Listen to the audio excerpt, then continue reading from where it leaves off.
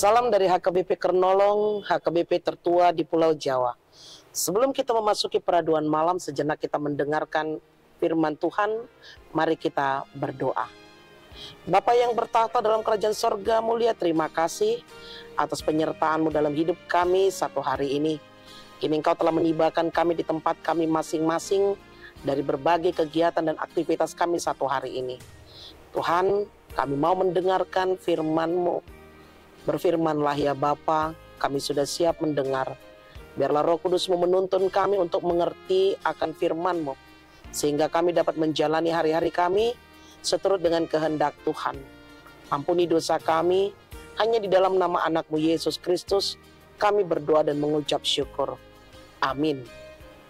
Firman Tuhan, renungan bagi kita di malam ini sesuai dengan bacaan malam Almanak HKBP 2024, Senin 22 Juli 2024, dari kitab Yakobus pasalnya yang keempat, dimulai dari ayatnya yang pertama hingga ayatnya yang keenam, dan yang menjadi pembimbing renungan ayat pertama. Dari manakah datangnya sengketa dan pertengkaran di antara kamu? Bukankah datangnya dari hawa nafsumu yang saling berjuang di dalam tubuhmu? Akar sengketa, pertengkaran, iri hati. Kehidupan yang penuh kompetisi, perjuangan, dan perbandingan dapat menimbulkan iri hati. Sikap iri hati kerap tersembunyi dan tak diakui meski dialami oleh kita semua. Psikologi menjelaskan bahwa iri hati dialami oleh orang-orang yang rendah diri dan mengalami kegagalan. Dalam nats ini, Yakobus ingin menunjukkan bahwa iri hati dipandang sebagai hal yang sangat serius oleh Allah.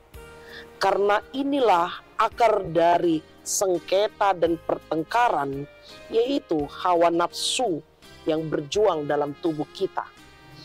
Iri hati salah satu dari dampak dosa manusia, menyebabkan manusia dikuasai oleh iri hati. Akhirnya muncullah sengketa dan pertengkaran.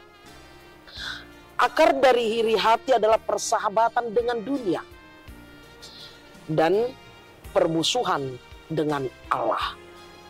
Bapak Ibu saudara-saudari yang dikasihi Tuhan Yesus Kristus, iri hati merupakan ekspresi ketidakpuasan manusia terhadap posisinya yang telah ditetapkan oleh Allah dalam tatanan semesta ciptaan ini. Segala pemberian Allah tidak dirasakan cukup. Selalu ingin hidup dalam perbandingan. Hawa nafsu menguasai hidup kita. Kita menginginkan hidup, menginginkan hal yang lebih lagi.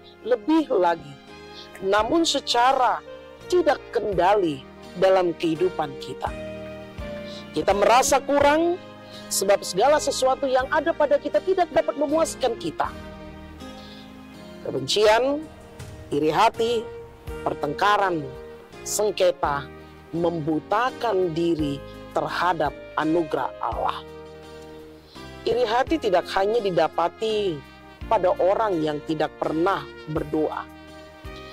Ada juga orang-orang yang seakan tampak rajin, namun dia menentang Allah.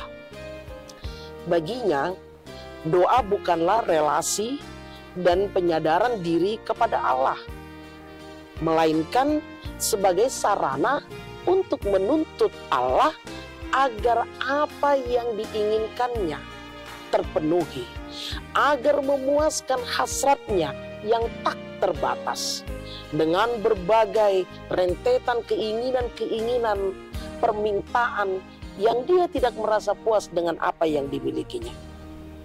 Hati yang penuh amarah akan menghilangkan sukacita. Iri hati menimbulkan perasaan tidak senang karena sesuatu yang dimiliki oleh orang lain. Ia dapat mewujud dalam segala tindakan.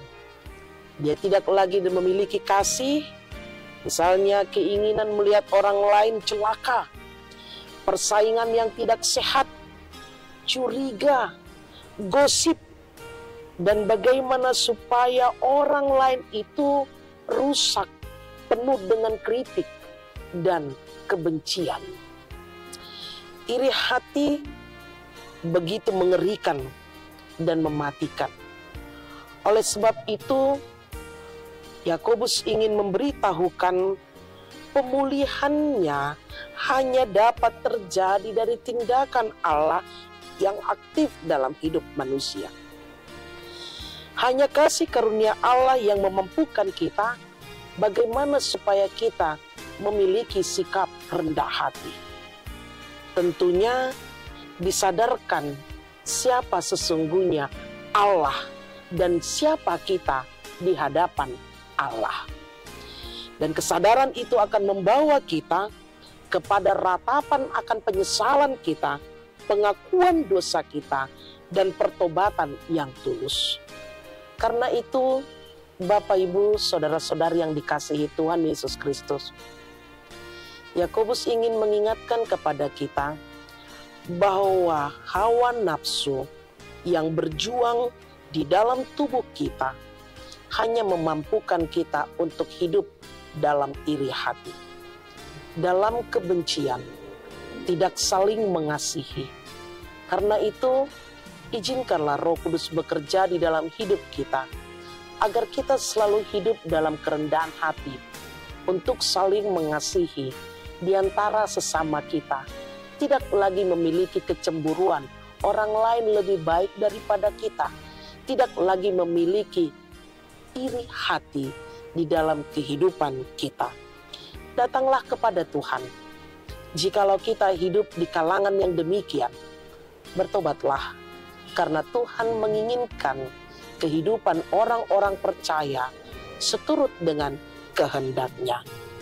Lakukanlah yang sesuai dengan kehendak Tuhan dan jauhkanlah larangannya, karena hawa nafsu si iblis memampukan kita untuk menjauhkan kita daripada Dia yang telah menyelamatkan kita melalui kehidupan kita yang tidak seturut dengan kehendak Tuhan.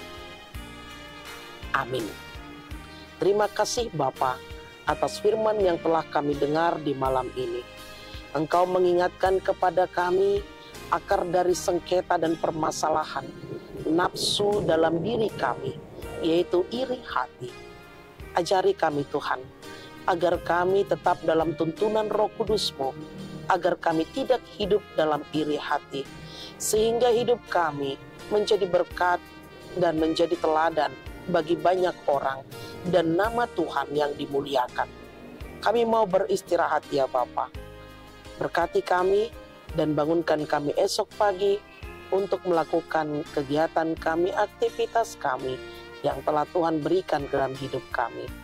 Ampuni dosa kami, hanya di dalam nama anak-Mu Yesus Kristus kami berdoa dan mengucap syukur.